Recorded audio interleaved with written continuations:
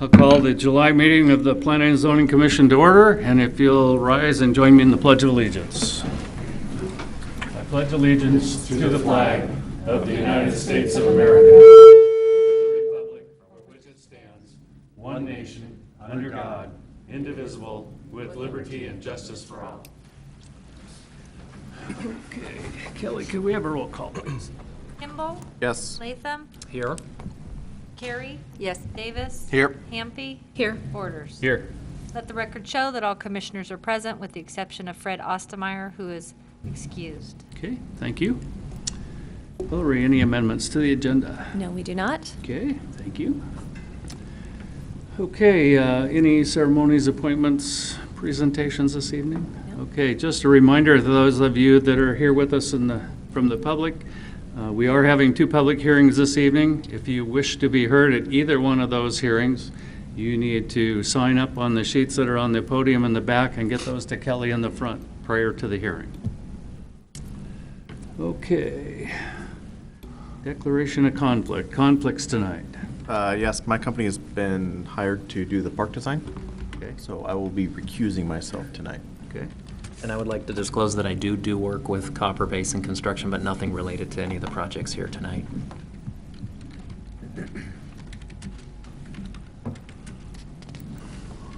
Anything else? No.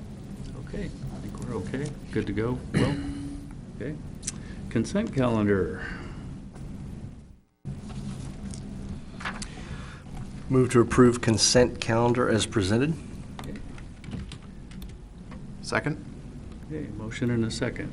Roll call, Kelly? Kimball? Yes. Carey? Yes. Davis? Yes. Hampy? Yes. Latham? Yes. Borders? Yes. Motion carried. Okay. Any citizens with us this evening that have anything to bring before the commission that's not on the agenda? Okay, hearing none, then we'll move on. All right, we're at that point in the public hearing. The first one we will hear then is the Tullamore Preliminary PUD Amendment PA 1402. I'm going to open the public hearing. John, go ahead with your introduction, please.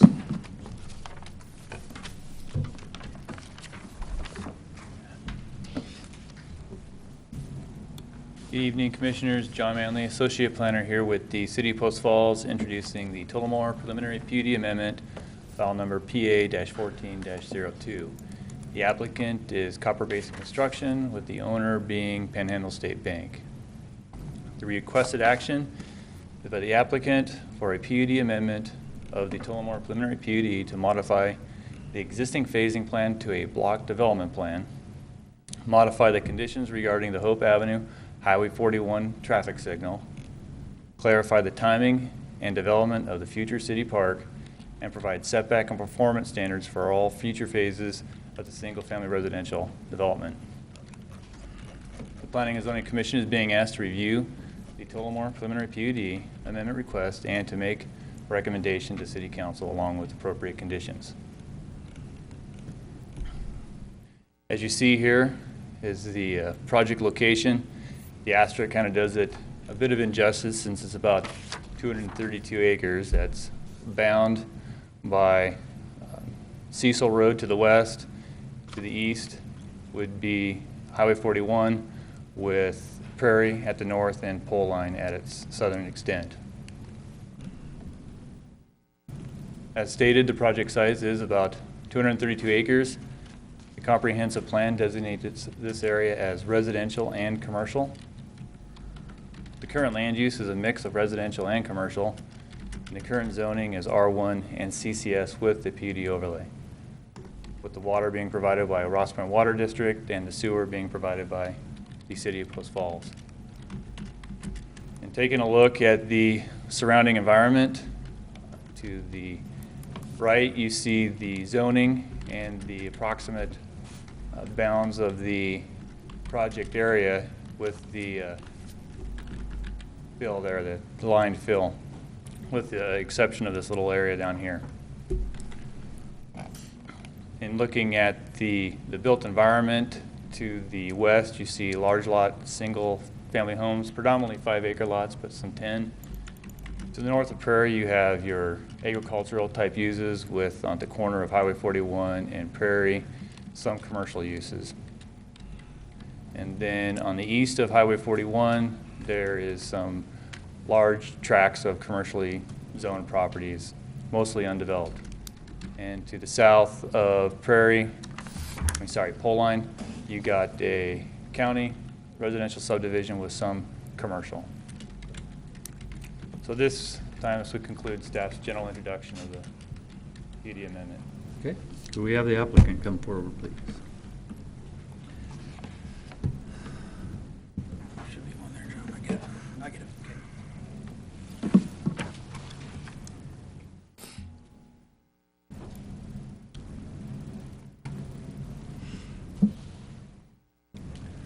And could you state your name and address for the record, please? Drew Dittman, Lake City Engineering, 3909 North Schreiber Way, City of Coeur d'Alene. Mr. Chairman, Commissioners, I think this makes it 3, maybe 4 meetings in a row for me. Starting to feel like I'm part of the family. Good to see you guys again. Here to talk about Tullamore PUD amendment tonight. I'm representing Copper Basin. Steve White's in the audience tonight, and he'll be available to answer any questions if you guys have it for him. I just wanted to start off and say we've been working with staff on this Tullamore project for a long time. Many meetings, many hours, trying to get to a point where we can move this project forward. You guys, I've been in front of you several times trying to piecemeal some stuff together. We've inherited some stuff and we're trying to work through issues. I think what we're presenting tonight, we've worked through a lot of these issues with staff and made some, we're going to try to make some modifications to the PUD, the overall PUD, to make it easier for us to navigate and move forward through this project as we progress, so that every time these guys want to do a phase, I don't have to come back in front of you guys and do some sort of minor amendment or adjustment to make things work. So that's the goal. We're proposing 4 modifications tonight, and they're all discussed in the staff report. The first one is revised phasing plan. We're going to convert it to a block plan and tie those blocks down to certain transportation improvements. And I'll get into these here all in a little bit. The second item is the traffic signal at Highway 41 and Hope. The third issue is the development of the future city park centrally located in the middle of the project. And the fourth modification is to revise some of the performance standards and the setbacks and get them more in line with the traditional R1, R2 zoning setbacks that you guys have. So the first one is the revised phasing plan. This is a copy of the original phasing plan that's been amended a half a dozen times throughout the course of this project. And originally it was slated for 3 phases when this project first came. And as you can see, there's a bunch of handwriting and chicken scratches on there. And there's a phase 1, a 1B, a 1A, 2, 2A. We're going to try to get rid of some of that. And in doing so, we've gone to what we're calling a block development plan, really. And you can see on here, just to align you up, here's Pole Line and Highway 41. So north would be this direction over here. So this is the existing stuff that's built to date. Charleville Road comes in. So phase 1A, phase 1B was here, 2A was just completed on Galloway. And so what we've done is we've taken the remainder of these phases and really classified them down to generic blocks, if you will, so that when a block comes in for development, it's tied to certain infrastructure improvements and certain transportation requirements of things that need to get done, and not necessarily a phasing, because things don't happen in order, and we found that out. We tried to phase 1, 2, and 3, and we did phase 2A before we did 1B, and it totally convoluted everything. So we think with this block development plan, we're going to be able to clear some of the muddy water up a little bit and tie certain blocks to required improvements. So we've come up with this, and we're calling it our required transportation improvement plan. And it's color-coded for dummies so that we can all figure it out, including myself. But each block is color-coded and tied to certain improvements, either within that block or off-site improvements related to that block. And these are thoroughly discussed in the staff report, and as a matter of fact, they're conditions of the staff report. There's a couple of them that I want to discuss. We've had some, I don't want to say disagreements, but I call it a difference of opinion with staff on a few of the required transportation improvements. So the first one I want to talk about is Block B, which would be this block right here. So this would be the roundabout in the middle. This is Charleville Road right here. Block B, we would like to tie it so that we construct this portion of Hope Avenue that fronts it. The roundabout will be constructed, should be constructed already with Phase 2B. And if we need to construct, thanks, John, this portion of Charleville Road fronting Block B, if it hasn't been completed yet, we will. Staff has made the condition in the staff report that they'd like to see Market Street and Hope Street right here constructed as well with Block B. We're kind of hesitant to do that. We don't want to necessarily tie ourselves down with Block A. Block B will probably be the next phase of the project that we're working on. Block A is going to be entirely commercial. We don't really want to tie ourselves down and locate some of these streets or to create, small pocket lots yet, because we don't really know what's going to happen with the commercial lots there. And by having to construct Market Street and Hope Street, it really ties us down to, some lots that we don't necessarily know if we want yet. We'd like to tie those improvements to whatever happens with Block A. The second one I want to talk about is Phase 2C, which would be this residential phase right here. I believe there's about 60 residential lots that would be in Phase 2C. And we're calling it Phase 2C because that's the remainder of the single-family residential that was on the original phasing plan. That's why that doesn't have a block designation like the rest of them do. We're trying to keep that part simple. So with Phase 2C, we've agreed to construct the remainder of Cecil, Killdeer, and the frontage on Charleville. Staff has suggested they want us to push Charleville Road all the way to Prairie Avenue. There's several issues with that. Again, that ties down this block to that location of Charleville, but more importantly, you got about $200,000 of improvements that need to happen on Cecil. You got about $250,000 worth of improvements on Killdeer, and about $500,000 of improvements on Charleville. And you add that up and you divide it by 57 lots, and you're pushing 25 grand per lot in off-site, if you will, improvements that are not necessarily related to that phase. So you burden it with another $500,000 to construct the remainder of Charleville, and you're up to $35,000 in infrastructure, off-site infrastructure improvements per lot for a 57-lot single-family residential phase. It doesn't pencil, it doesn't work. I don't necessarily think that access is an issue. There's access. Cecil goes all the way down to Pole Line.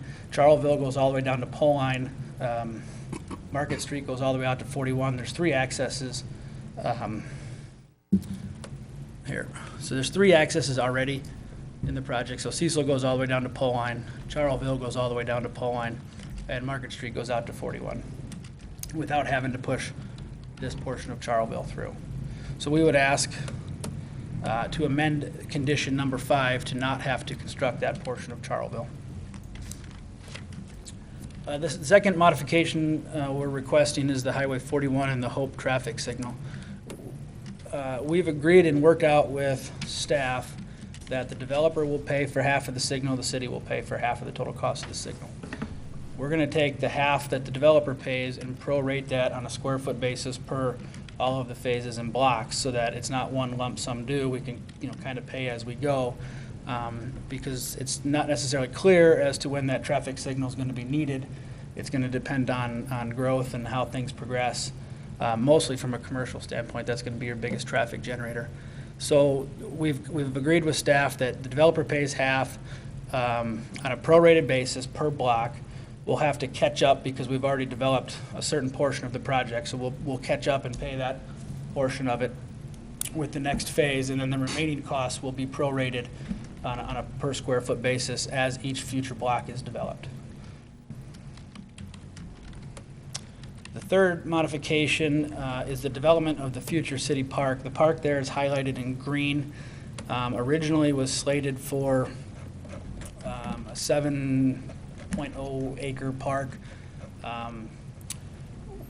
Because we've changed some street configurations around, it's now up to 7.9 acres.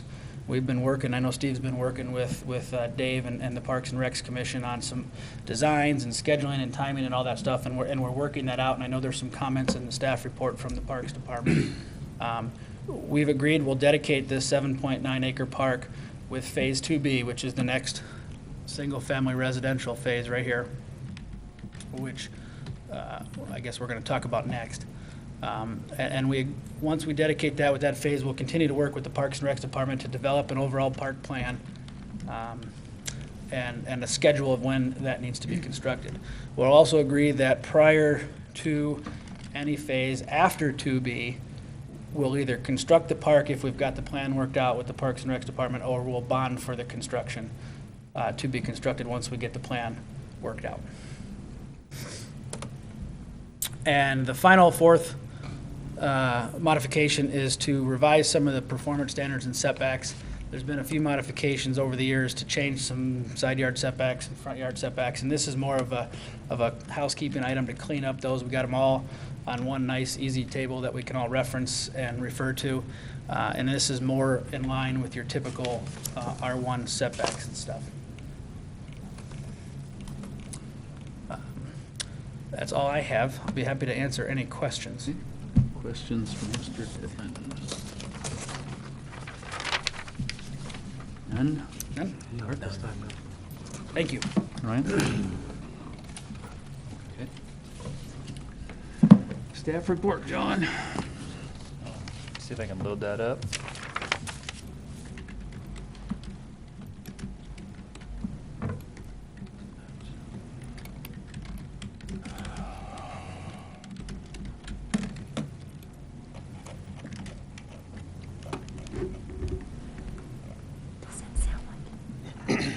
These are the 4 conditions that Drew has brought forward for us to review.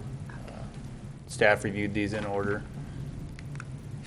I'm not going to go over too much, as Drew explained the phasing plan and the difference and why it is being changed from a phasing plan to a block plan. We did want to state that when the Planning Division looked at it, that the proposed block development plan will add clarity going forward, and it will even add flexibility in development, because you're not bound by a phase or having to amend a phasing plan, as certain areas of that development area developed before one and the other. Staff does desire to modify the conditions to future block B and 2C, as Drew had alluded to. What you see here, this is currently the extent of B as proposed by the applicant.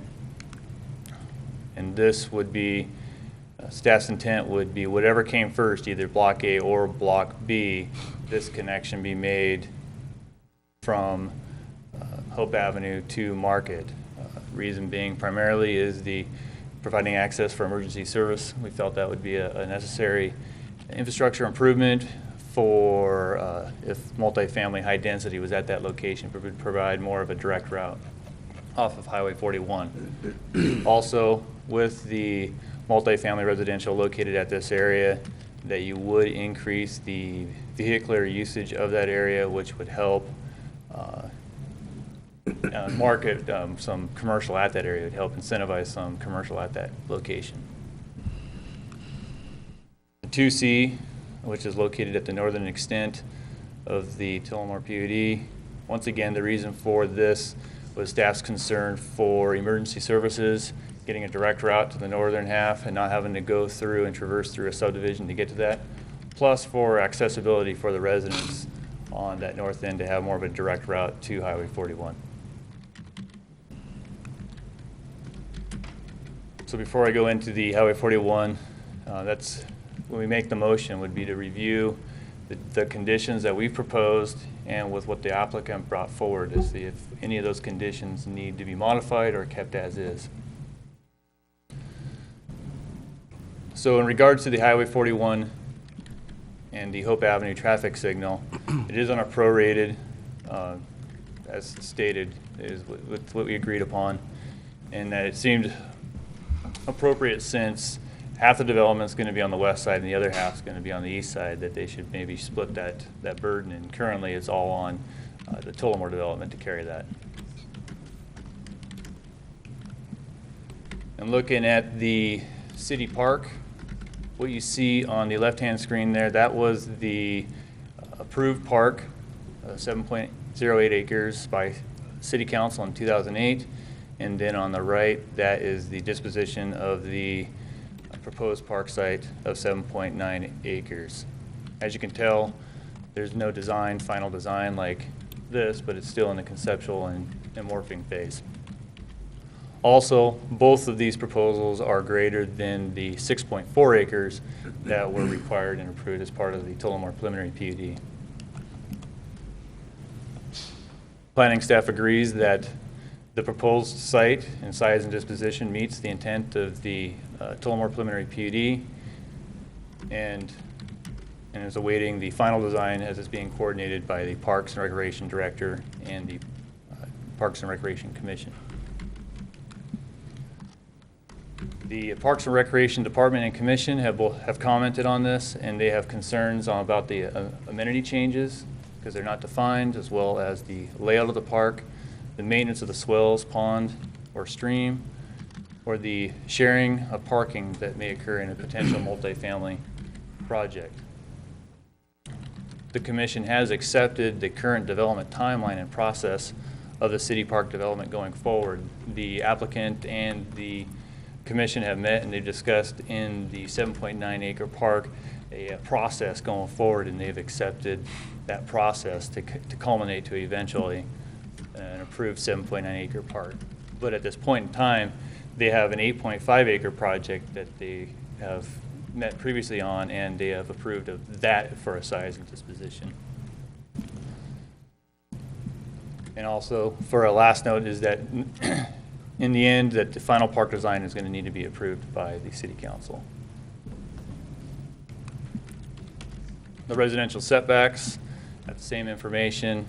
Staff does see that their proposed setbacks will be a little cleaner to process. Residential house plans, currently it is kind of quite the matrix to get through and to come to the resolve when we look at house plans. Engineering has commented in that the water service would be provided by Ross Point Water District, and the water reclamation, it would be provided by the City of Post Falls, and has capacity for the project. In regards to transportation, the intent with the PUD is to have a transportation system plan that facilitates the expansion of the project as it evolves, and in review of the proposed phasing and block is to look at, is there a safe and convenient access for travel, and can each phase stand alone and avoid end loading? What happens at end loading, which some could argue that potentially this project already is in that state, is to kind of to turn that and to correct that. And so what end loading does is you end up having not as much infrastructure improvements up front, and at the very end you have a smaller lot that can't carry the burden of the remaining of the infrastructure requirements. So the conditions that are going to be reviewed tonight that are in the staff report beyond the findings and conclusions are that outside of the future community park site to be dedicated to the City of Post Falls, that the open space areas that would be managed privately through a homeowners association and would need to have access for all the residents and owners as well as the general public. And as part of the final PUD for Phase 2B, that the applicant and owner shall agree to dedicate either the original park site that was approved by City Council or the 8.5 acre park site as requested by the Parks and Recreation Commission, with the total community park area to be no less than the 7.08. The reason for this condition is, as stated, is they have previously reviewed an 8.5 acre site and they've approved it as generalities in size and disposition. They haven't got to that point yet with the 7.9. Also, they haven't approved 7.8 acre site by City Council, so they're relying on both of those two as either their approval and what's been approved. Condition number 3, this is a summation. It's quite the extensive condition, but these are the highlights, is that the applicant will work with the Parks and Recreation Department and the Parks and Recreation Commission to finalize the design of the community park, to modify the park development timeline for the community park, to add a second public meeting with the commission, and final design be approved by City Council, and that if a new design cannot be agreed upon, that the original approved park would remain in effect. Condition number 4 is prior to any additional phases of residential development beyond Phase 2B, the applicant, owner, developer shall either bond or construct the community improvements, park improvements, sorry. And on 5, once again, this is a long condition that goes into every phase and the infrastructure pertinent to each phase. But we've discussed the two that the applicant and the staff aren't really in 100% in alignment regarding both 2C and Phase B. And it's the condition discussing the infrastructure improvements that are to be developed per each appropriate phase or block. Kootenai County Fire did comment and had no objections. And besides that, this would conclude the staff report at this point. Do you have any questions? Questions for For me? John? Vicki? Yeah, I just had one quick question. Do I understand that if we make this the block, doing it in blocks instead of phases, that they could move around and do different blocks whenever they wanted? They don't have to follow any sequence, right? Correct. They can just pull off each block of interest as being what marketable at that point in time. They just got to fix the infrastructure improvements that are tied to those blocks would need to be improved as part of it. So at this point, if we don't connect those or those improvements now to those blocks, then they could develop the block without an infrastructure improvement? But I understand the question correctly. If, let's just say this didn't get approved and went back and we kept the other phasing plan, that phasing plan is tied to the Tullamore preliminary PUD, and that one has its own timings based off its phasing. So you're basically, the infrastructure improvements now are going to, if approved, would be to the block. That makes sense? Yeah, but, okay, say, for example, Block A and Block C. We have infrastructure for Block A, and then and it only goes that far. And then next they want to do Block C, but there's no conditions attached to Block C to do infrastructure. Can they develop that without infrastructure going there? You know what I mean? Are you asking under the original plan that's No, already been under the approved? new Under plan. the new plan. There are conditions with each of the blocks, but maybe, yeah, we should have. Bill Melvin, the city engineer, is going to Okay. comment on this.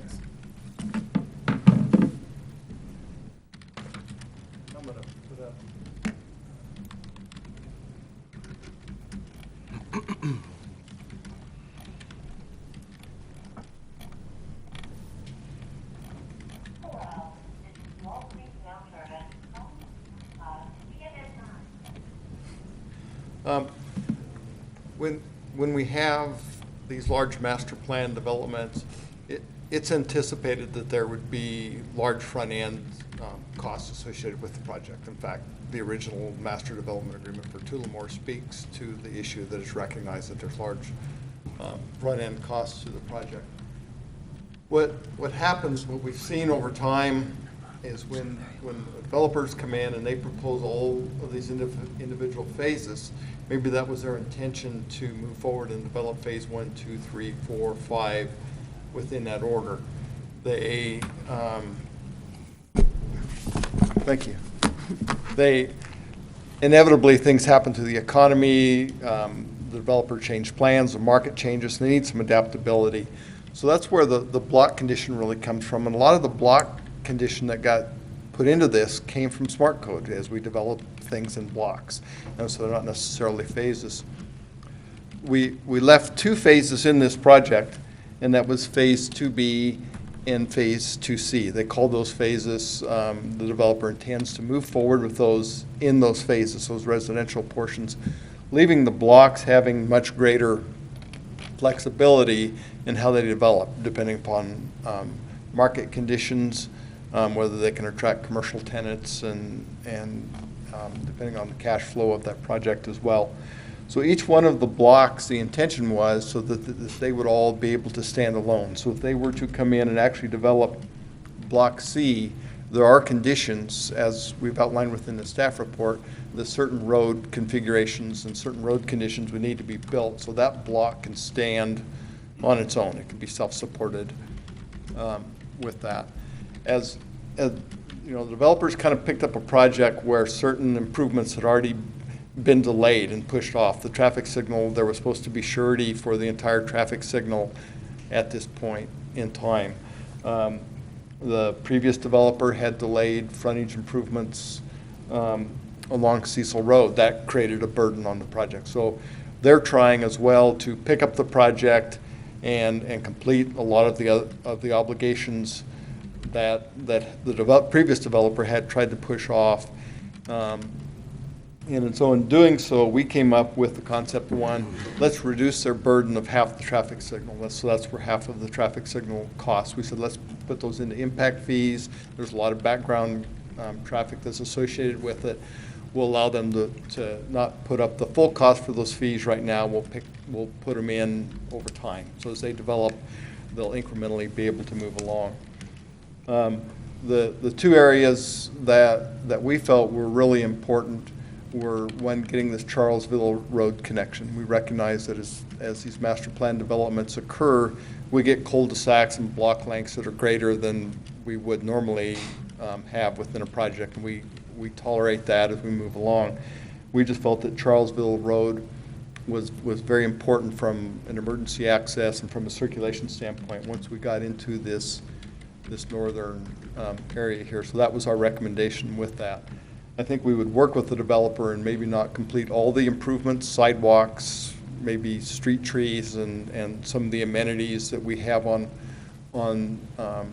the east side of this, and maybe put some of that stuff on Block D to kind of reduce their burden with it. But so that was why we had recommended that this block be constructed at this time. And it was also the same thing with this circulation pattern here, to get this roadway through for convenience for the folks in there and for emergency access purposes. And we came forward with a plan that we thought spreads all those costs off. If Charlesville continues to get delayed, or Hope or these other improvements gets delayed, our concern with all these projects is always that we end up with one final block, and it has all the burden of a traffic signal of Charlesville Road and all of these other improvements that just got pushed off, and now it's not supported by what was intended to be supported by this whole, half section of a project, and so that was a lot of our concern with that, is that we don't just continue to push off these improvements and push them off and have them all end loaded. Eventually, there's some catch up they have to do. The developer's doing a lot of it right now with the project, but we felt it was really critical that those two portions of the transportation element get completed now. It's more burden, but it needs to be shared by the whole overall project. There's sometimes that each individual phase can't stand alone. So I expanded a little bit beyond your initial great. question, Thank Vicki, you. but I kind of wanted to expand on that. So. And I'm not sure who can answer the question. I just had a question regarding, obviously, the developer's proposed access. Has Fire and Rescue communicated at all with concerns?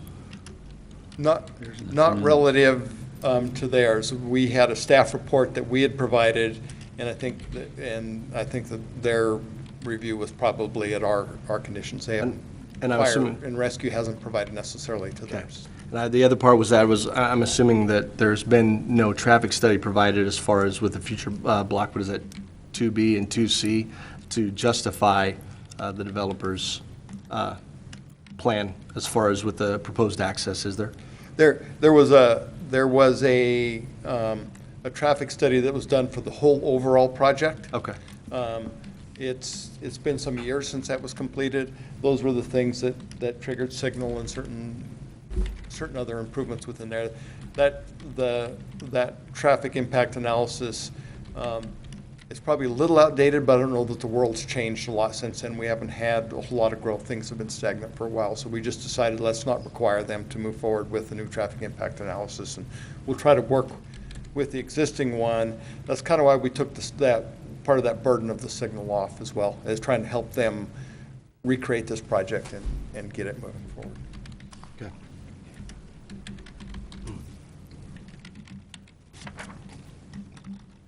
Any other questions related to the transportation recommendations and transportation part of the project?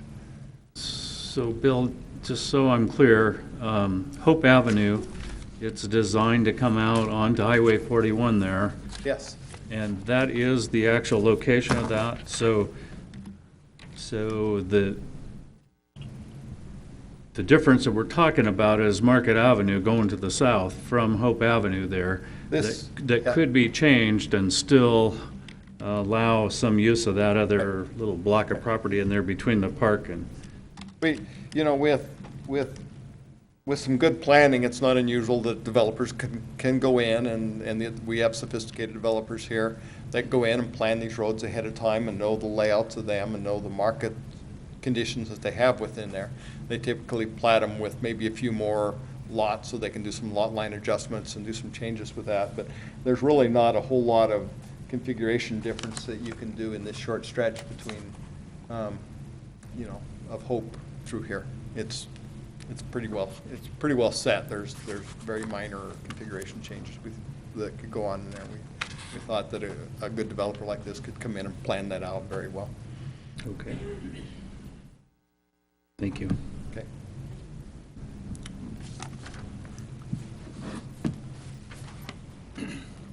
Wanted to make one clarification, is that the fire department got a notice through a link through the long agenda, and may or may not have actually read through all the conditions, so prior to responding that they had no concerns. And then also, what they're requesting is an amendment to just these 4 elements of the Tullamore PUD. It doesn't supersede the preliminary PUD, so all the other elements of the original Tullamore preliminary PUD still are in existence. Okay. Thank you, John. Okay, public testimony. Kelly, do we have anyone signed up to speak in favor of? We do not. Okay, how about neutral? We do. Okay.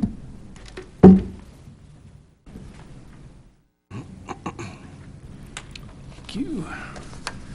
First one is Joseph Parcella.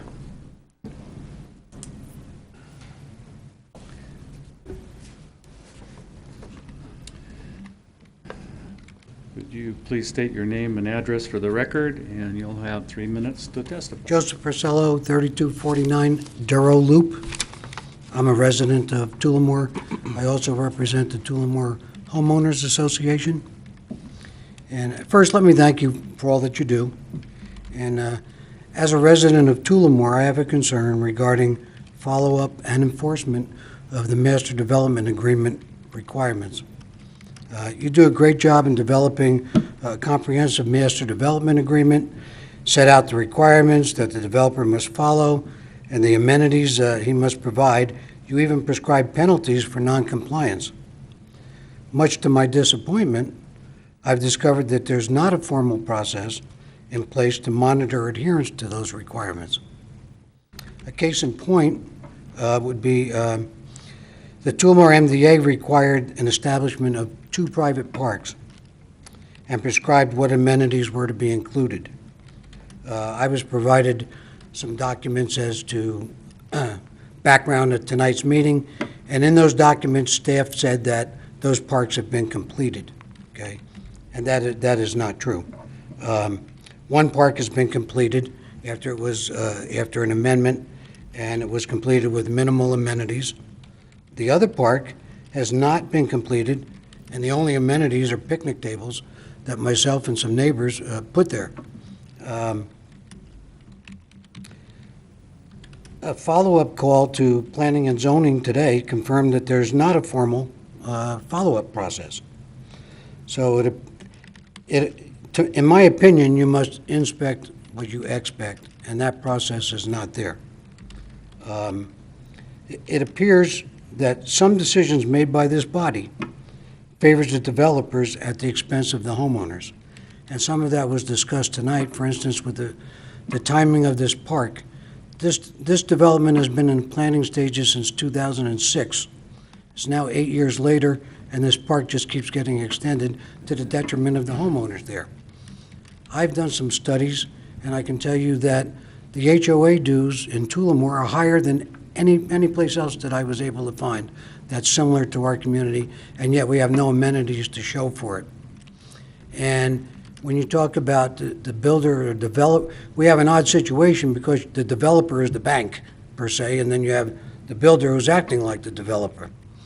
And so you don't have the standard process that you would normally have in this kind of a development. And so it's been kind of a mishmash, and I think that shows.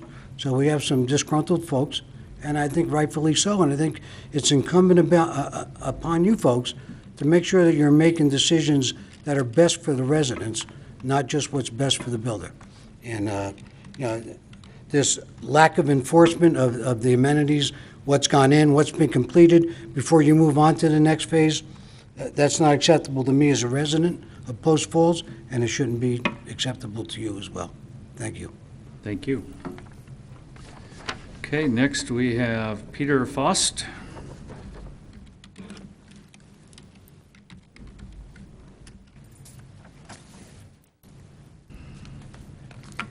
Good evening. My name is Peter Faust. I live at 3113 Duro Loop in Tullamore, Post Falls, and I've been a realtor in Post Falls for over 23 years.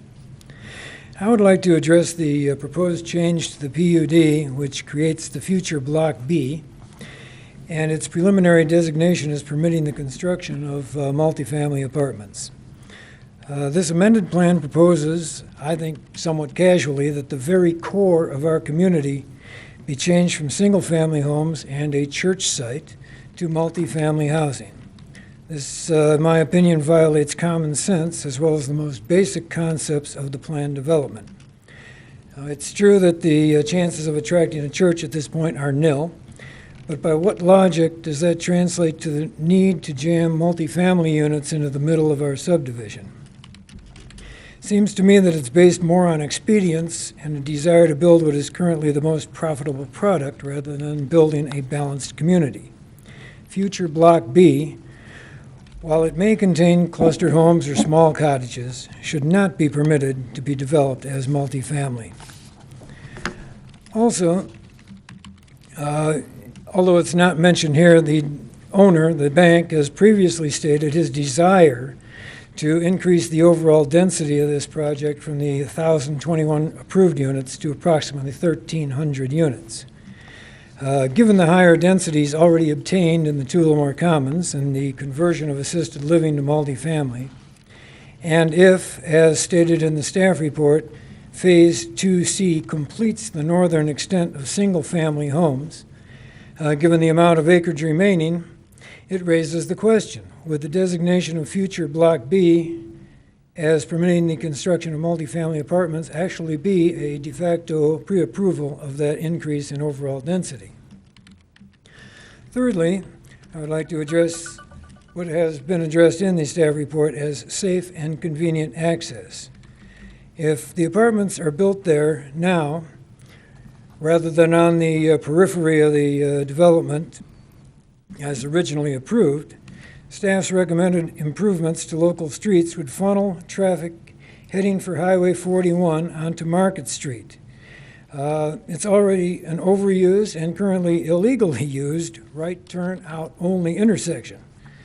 Like most of the right turn out intersections along Highway 41, think of Del Taco or Sonic Burger, huge numbers of drivers illegally turn left onto Highway 41. I've seen several actually turning left onto Highway 41 north of the concrete divider that's supposed to funnel people only to the right. They'll actually pull into the inbound lane and turn left from there.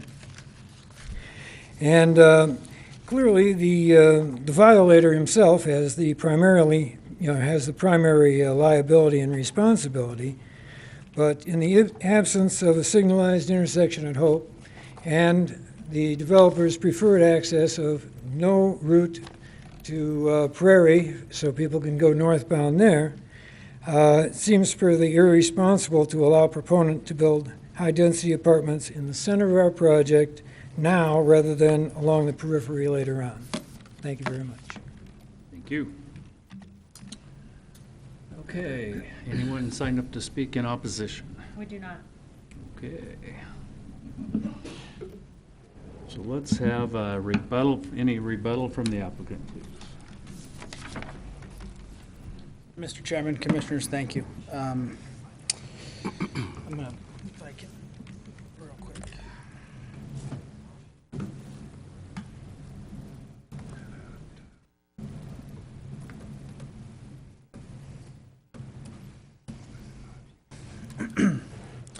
I'm going to touch on a few things. Again, we agree with all of the conditions as presented with the exception of the two that we've talked about. I want to briefly talk about those again.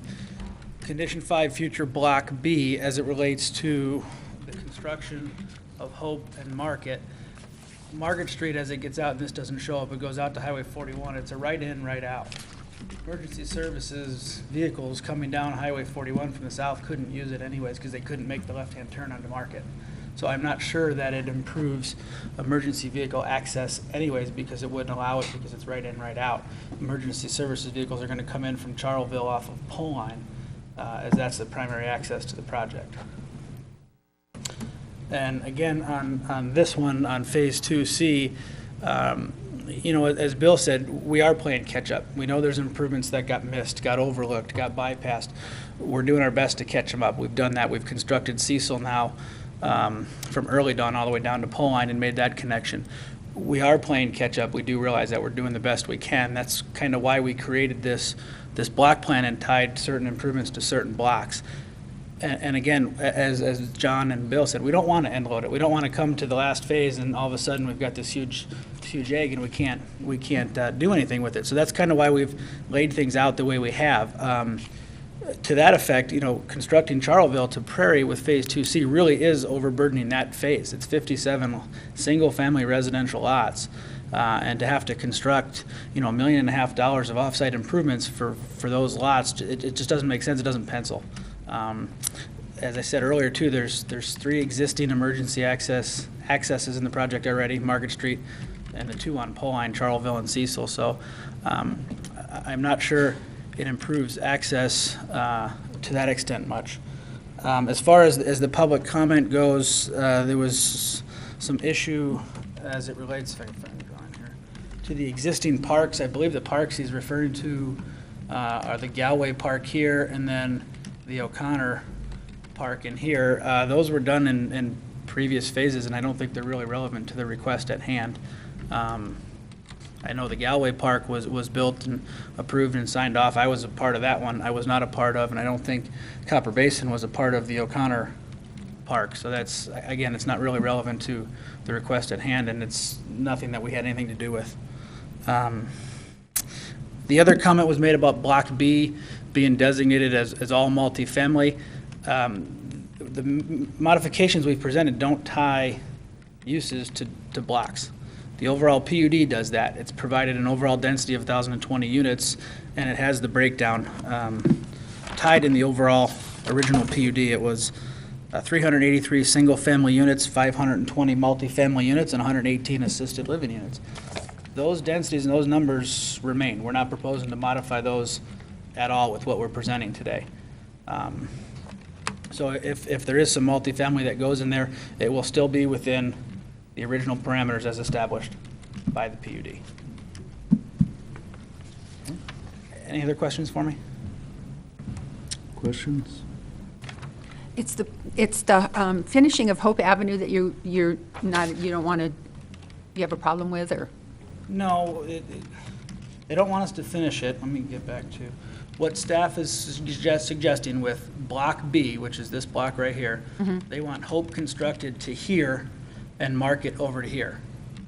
It's not that Hope goes all the way to Prairie. It's that Hope Just comes to that just to section. Market and here. They want this connection right here, which my point is exactly that. It doesn't help improve traffic circulation because Market is a right in, right out at Highway 41.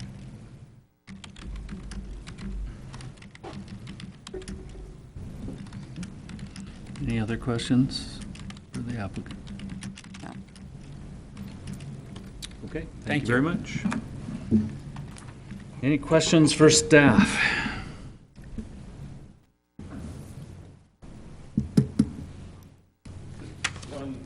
One quick comment. was that a lot of the improvements that have been delayed weren't things that were necessarily overlooked or missed. They were decisions that were made by the previous developer on delaying improvements until subsequent phases. So just wanted to clarify that. They were business decisions the previous developer had made, and that's why essentially what got us here today. They weren't things that were necessarily overlooked. Okay. Any other questions for staff? All right, then I'm going to close the public hearing, and I'll open it up for discussion amongst the council. So let's start down there with Vicki. I think I'm pretty clear on what they've been telling me now. I kind of have to agree. I don't see, Mark, it is just an in-out going one direction. You can't cross 41 to get in there. It does have to be completed to the end of the block, right? Yeah, to Block B all the way up. When they develop Block B, it has to be completed at least to the end of Yeah, Block as B. the applicant has proposed, if that's what you're inquiring on, would be developed from here to the extent of Block B at that location. Okay, thank you. anything else? Ryan? I think there was some good explanation. It makes sense. You know, I certainly understand both of the individuals speaking tonight. It has certainly been a long process that many planning and zoning commissioners have heard about Tullamore. So I definitely see the frustration, but I think that there is some opportunity in this as well. So. Okay. Nancy? No, I don't think I have any comments. Mark? I think my only my only comment has to do with the roads. I see a differentiation between emergency access, which could be an all-weather service, versus a fully improved road with sidewalks and curb and gutter and landscaping and street trees and all of that. So I'm having a little hard time. I understand on one side, but it seems hard-pressed to make 100% of the improvements on those those two connectors that the developers are discussing. That's my only comments. Other than that, it makes a lot of sense to go with the block plans rather than phasing. My only concern is the road improvements in this thing. I get the impression from the testimony that it's a make or break thing.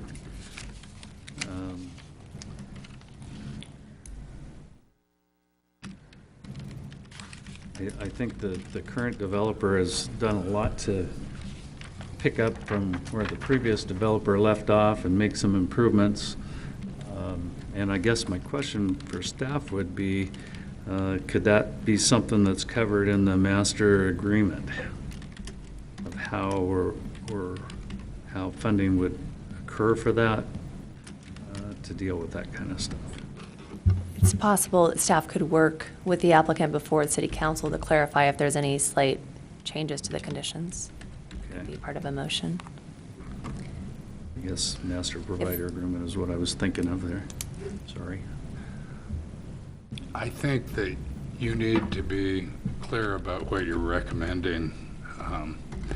And it seems like the biggest differentiation is the road improvements as to whether you're going to go along with the applicant's desire to not extend those road improvements or staff's desire to extend the road improvements, or an in-between motion that would require a transportable surface but not the full extent of the road improvements. And so I think it would be good if the commission would make a decision as to which of those three options that they're going to recommend. Okay. Thoughts on that, Nancy? I'm a little torn on that. I see I understand the city staff's concern with it, but I also understand that having a lot cost of $57,000 before you even put in any other infrastructure is kind of takes it to a place where it doesn't seem like there's a lot of incentive. And I would like to see the development. I would like to see something get going, so I'm torn. Mark, your thoughts?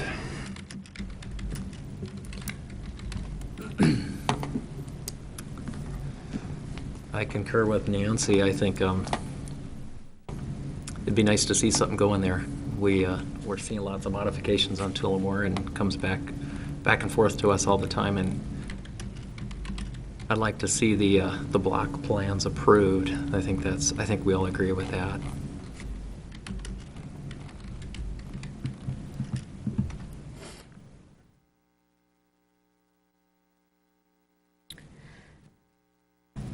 Anything else? I think that's it. Okay, Ryan? I concur with my other two colleagues. There's not a whole lot other to say than we definitely want to see something take place, but I understand the, basically pricing it out of an opportunity, but in the same sense, needing to have some of those improvements. So I'm torn. Vicki? Yeah, I think I'm kind of the same way.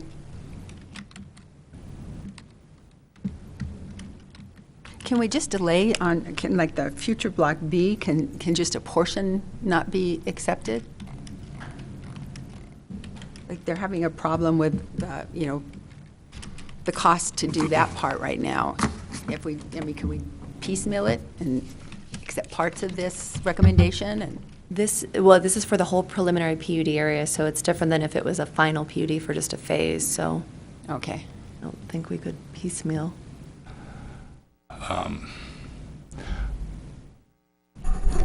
I guess I'm assuming that you're talking about that, the extension that staff is recommending down to Market and over. Yes, And yeah. I think that you could differentiate if the commission desired and say, we aren't going to require that one be partially improved, but we are going to require the Charleville Road to extend over to Prairie. So you've got two issues there really that you can discuss and thumbs up or thumbs down on. Thank you. I would like to see you give a lot of weight to what staff recommends. They've been working with the developers. They aren't, I don't think, frivolous in having good reasons for making the recommendations they do.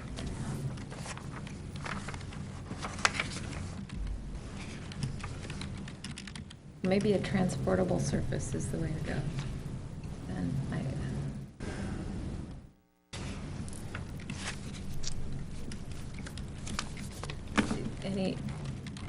any idea of how big of a, how much less of a financial commitment it would take to just do a transportable surface as compared to the whole, road and trees and swales and sidewalks and. Open up the public hearing to discuss that. Yeah, I think you're stuck with what you've got presented so far.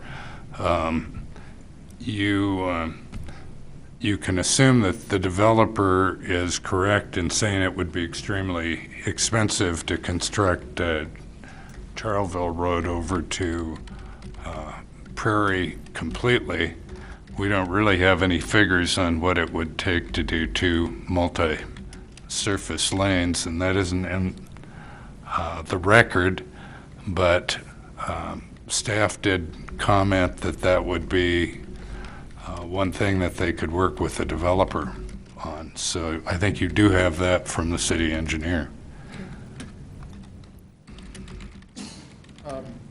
From a transportable surface, I don't know if we're talking about a gravel surface that we're having to plow and try to maintain over a period of time or not. I mean, that's it's kind of obviously problematic. Our decisions were, if we were to delay the improvements, let's say on the east side, we'd obviously, to 2C, we'd want to get pedestrian access from Pole Line Road down to 2C, so we could put that on the west side. It was to maybe delay those improvements on the east side of Charlesville Road until maybe something like Block D developed, and then when Block D developed, they would complete those, the sidewalk and the rest of those full urban improvements along there, but we would actually then have a completed roadway asphalt surface there. That was the intent of that proposal there. If we recognize it's a burden if you delay it, when would you require those improvements to be done, and would those be supported by that block and those developments that occur at that time is something that I think would be reasonable for the commission to consider. It's not like we can just not do it. When would it get completed? And I think that's a very important consideration. Like I said, we recognize that these projects do have sometimes large upfront costs, and they're not all supported by each individual phase by phase. They're absorbed by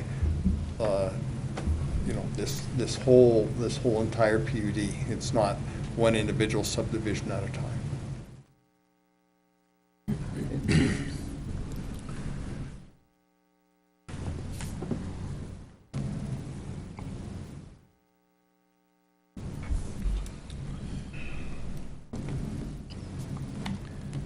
If we move forward and move to accept with the modifications that have been presented, this is the first of 2 public hearings, correct?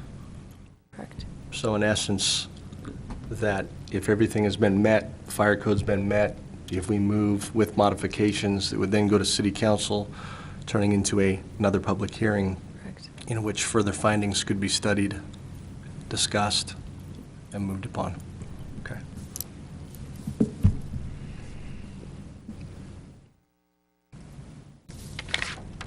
I wasn't making a motion, I just asked the question. No, I was saying you have a thought for a motion. It's time to make a motion.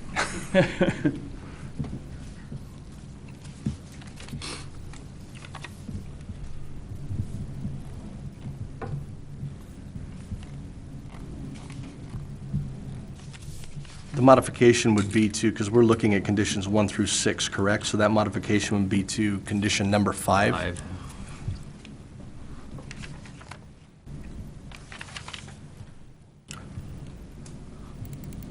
Well, at this point, I would move to recommend approval of two more preliminary PUD amendment, PA-14-02, and recommend that the adoption of the findings and conclusions and conditions of 1 through 4 and 6 contained in the staff reports, and that the modification of number 5 be put into consideration and move forward to City Council for further study and investigation. I'll second that. A roll call. Kimball? Abstain? Carey? Yes. Davis? Yes. Hampi? Yes. Latham? Yes. Porter? Yes. Motion carried. Thank you. All right.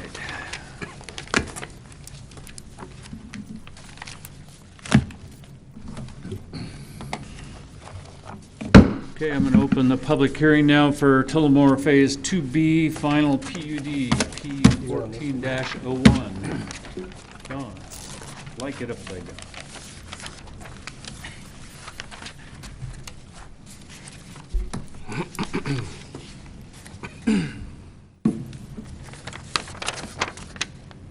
So Tullamore Phase 2B, final PUD. The applicant is Copper Basin Construction, with the owner being Panhandle State Bank.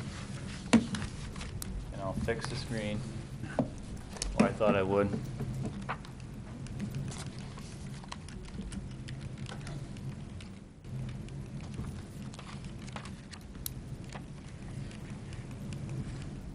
Okay, there we are, a little bigger now. Is that the requested action is for the proposed Tullamore Phase 2B final PUD of approximately 19 acres and a portion of Phase 2 within the Tullamore preliminary PUD which was approved by City Council on February 7th, 2006.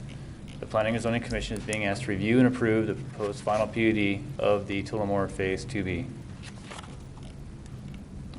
Project location is, as you see here with the asterisk, just north of Hope Avenue, east of Cecil, and south of Prairie Avenue. As stated, the project size is approximately 19 acres. The comprehensive plan designates this area as single-family residential. Current land use is vacant. The current zoning is R1 with a PUD overlay. The proposed land use is single-family residential at approximately 3 dwelling units an acre, with water being provided by Ross Point Water District and sewer being provided by City of Post Falls.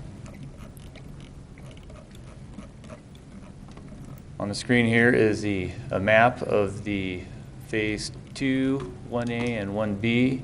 What you see in the black dotted line is the portions of both Phase 2A and 2B. 2A is down here on the southwest corner, with 2B being the northern portion of this in black dotted line. What you see here in red, the reason why that's highlighted is the northern extent of boundary is very marginally different from what was approved within the Tullamore preliminary PUD, but is deemed insignificant. So at this point, that'd be the very brief intro to the final PUD.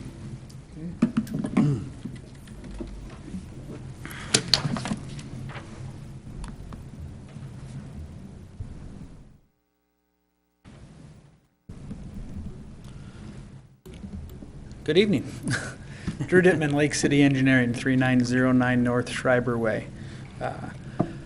Appreciate you guys working through that last one. I know it was tough, and we've been working with staff, and I just appreciate you guys working through that. Phase 2B, final PUD. I think this one's a lot more straightforward than the last one, and there shouldn't be really that many issues. As you can see up here, Phase 2B is the portion highlighted in red. Everything that's been highlighted in blue has been previously completed as 1A, 1B, and 2A. The improvements associated with Phase 2B would be the construction of Charleville to Hope, the roundabout, Hope all the way down to Cecil, and then Cecil all the way down to the connection of Cecil down to Polite, which was built with the last phase. So those are the required improvements. That was part of the previous modification that we've agreed to do with this PUD. As John had said, there's very little differences between the original PUD and this final PUD. That's why we're continuing with the Phase 2B nomenclature and not switching it to a block, because we're more or less developing it in accordance with the preliminary PUD.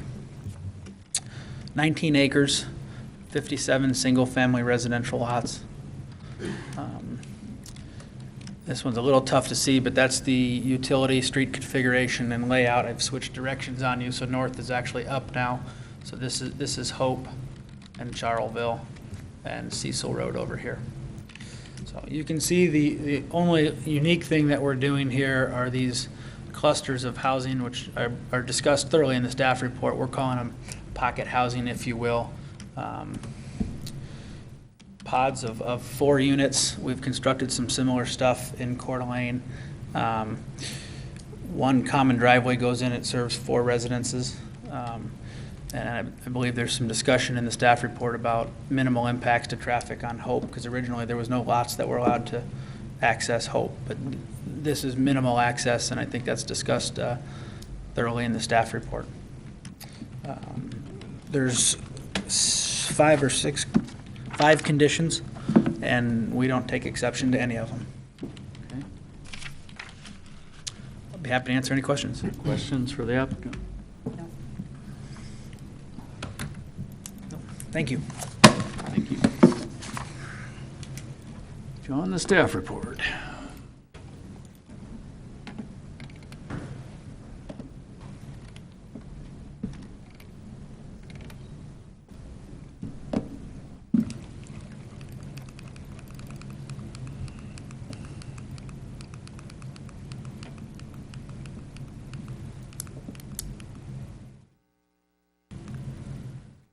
So in review of a final PUD review criteria, sorry, when you review a final PUD, we have these review criteria, and so I'm going to proceed to go through the criteria set for approving a final PUD. And the first one is that the final PUD or individual phases of a PUD can exist as an independent unit, or that adequate assurance will be provided that such objectives will be attained. Individual phases of any such development must conform to the overall density and use consideration as approved in the preliminary PUD and recorded in the development agreement. Staff's comment is that the density of approximately 3 units per acre is consistent with the single-family residential element as approved within the Tullamore preliminary PUD. Another criteria is that any exception from standard district requirements is warranted by merits of the design and amenities incorporated in the final PUD plans in accordance with the approved preliminary PUD and adopted policies of the City Council.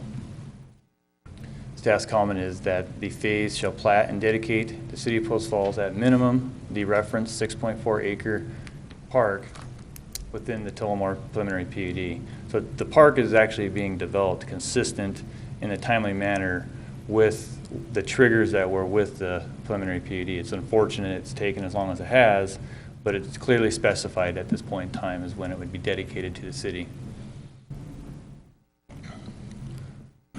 Also, that the proposed phase is consistent with the overall Tullamore preliminary PUD. The existing and proposed utility services are adequate for the proposed project, and that being that this phase is consistent and adjacent to the development portions of Tullamore, that the utility services would be adequate for the proposed project. Planning staff has commented on the variations in the boundary, once again, that they're insignificant, that of the 57 single-family lots, 20 of those would be pocket housing. When you look at the overall 383, we looked at where this is going to be sitting at this point in time as far as the density, because the original Tullamore preliminary PUD, it didn't go to the point where it said of the acreage of the single-family homes, what is the units per acre. It just gave totals, and so that's what we're left to look at this by. So right now, this would total about 230 single-family lots once completed for, I guess that would leave about 153 future single-family homes. In regards to the street circulation plan, once again, that's consistent with what was proposed within the Tullamore preliminary PUD, and planning staff had no issues with access with the pocket housing onto Hope.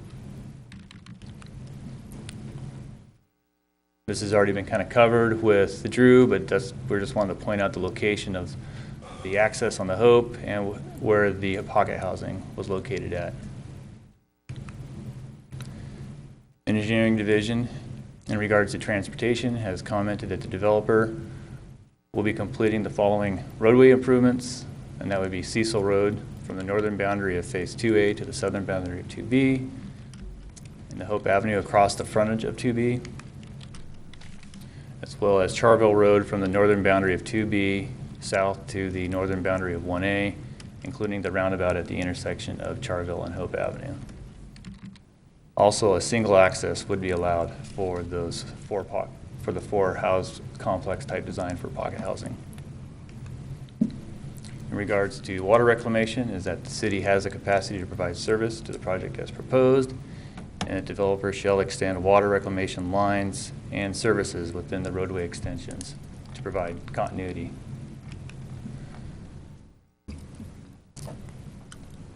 So in regards to domestic water, is that the service would be provided by Ross Point Water Association, and infrastructure would be construction as required by the Ross Point Water Association. So at this time, as we conclude staff report, Okay. do you have any questions? Questions for John? Right. Good. Yeah, okay. Thanks, John. Testimony. Do we have anybody signed up to speak in favor of?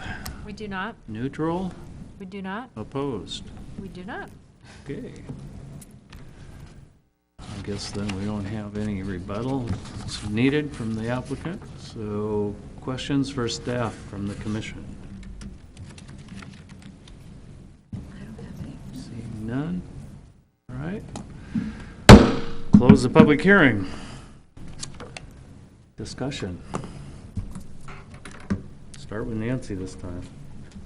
I don't see to have any issues with it. It's- Okay. I have no comments.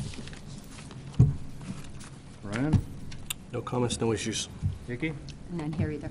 Okay. Pretty straightforward. I have none. I think it makes a lot of sense and everything's in line. So I need a motion. I will move to approve Tullamore Phase 2B Final PUD P-14-01, adopting the findings and conclusions and conditions 1 through 6 contained in the staff report.